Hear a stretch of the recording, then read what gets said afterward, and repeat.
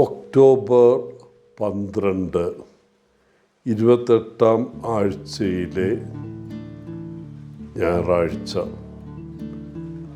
ലൂക്ക 17:11 മുതൽ 19 വരെ വാക്യങ്ങൾ.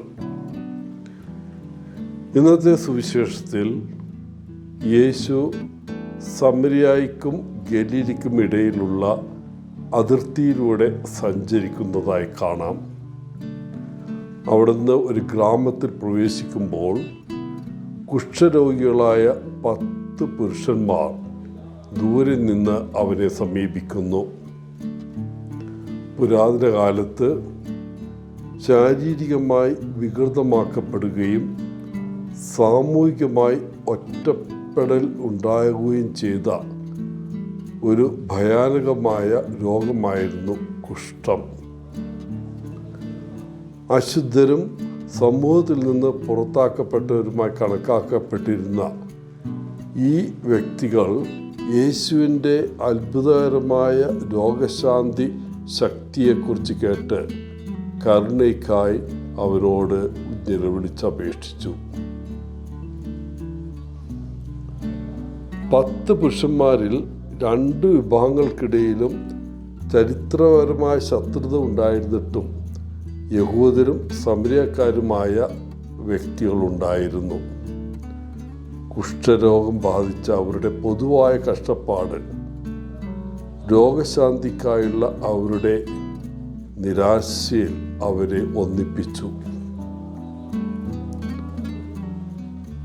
പൊടി നിറഞ്ഞ റോഡുകളും അപൂർവമായ സസ്യജാലങ്ങളുമുള്ള ഒരു വിജനമായ പ്രദേശത്താണ് ഈ സംഭവം നടക്കുന്നത്. നിയമം അനുശാസിക്കുന്നത് പോലെ പുരുഷന്മാർ അകലെ നിന്നു. പക്ഷെ അവരുടെ ശബ്ദത്തിൽ പ്രത്യാശയും വിശ്വാസവും ഉണ്ടായിരുന്നു. അവർ യേശുവിനോട് കരുണയ്ക്കായി അപേക്ഷിക്കുന്നു. അവരുടെ നിലവിളി കേട്ട് വികാരഭരിതനായ യേശു പുരോഹിതന്മാരുടെ അടുക്കൽ പോയി തങ്ങളെ തന്നെ കാണിക്കാൻ അവരോട് നിർദ്ദേശിക്കുന്നു. അവൻ്റെ കൽപ്പന അനുസരിക്കുമ്പോൾ അവർ അത്ഭുതകരമായി സൗഖ്യം പ്രാപിക്കുന്നു.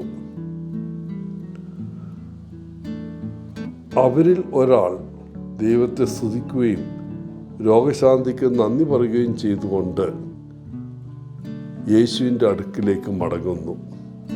അവൻ ഒരു സമരിയക്കാരനായിരുന്നു. കഷ്ടപ്പാടുകളുടെയും സാമൂഹിക തിരസ്കരണത്തിൻ്റെയും പശ്ചാത്തലത്തിൽ യേശുവിൻ്റെ കാരുണ്യത്തിൻ്റെ പരിവർത്തന ശക്തിയെയും അനുഗ്രഹങ്ങൾ സ്വീകരിക്കുന്നതിൽ നന്ദിയുടെ പ്രാധാന്യത്തെയും എടുത്തു കാണിക്കുന്ന വിശ്വാസത്തിൻ്റെയും നന്ദിയുടെയും ഈ ശക്തമായ നിമിഷം തീർച്ചയായിട്ടും അഭിനന്ദനം അർഹിക്കുന്നു. നിങ്ങളുടെ ജീവിതത്തിൽ നന്ദി പ്രകടിപ്പിക്കുന്നതിൻ്റെ പ്രാധാന്യത്തെക്കുറിച്ച് നിങ്ങൾ എപ്പോഴെങ്കിലും ചിന്തിച്ചിട്ടുണ്ടോ? നമുക്ക് ലഭിക്കുന്ന അനുഗ്രഹങ്ങളെ അംഗീകരിക്കാതെയോ അതിൻ്റെ വില കണക്കാക്കാതെയോ നമ്മൾ എത്ര തവണ നിസ്സാരമായി അവയെ കണ്ടിട്ടുണ്ട്? യേശുവിനോട് നന്ദി പറയാൻ മടങ്ങി വരാത്ത 9 കുഷ്ഠരോഗികളെ പോലെ നമ്മുടെ ദൈനംദിന ജീവിതത്തിൽ വ്യാപൃതരാവുകയും നമുക്ക് ലഭിക്കുന്ന അനുഗ്രഹങ്ങളുടെയും കരുണയുടെയും പ്രവൃത്തികൾ തിരിച്ചറിയാൻ മറക്കുകയും ചെയ്യുന്നത് എളുപ്പമാണ്.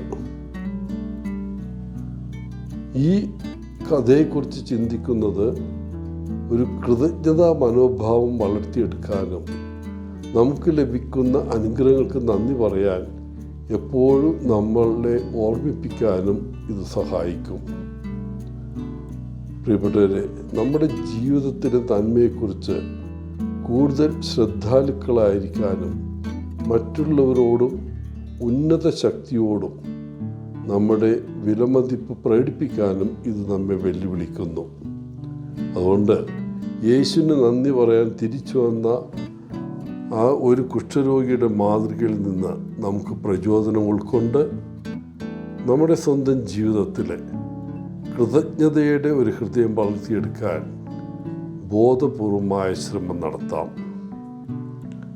എല്ലാവർക്കും നല്ലൊരു വിശുദ്ധമായ ഞായറാഴ്ച ആശംസിച്ചുകൊണ്ട് ഒത്തിരി സ്നേഹത്തോടെ പോളച്ചൻ CSSR ഫ്രം ബാംഗ്ലൂർ.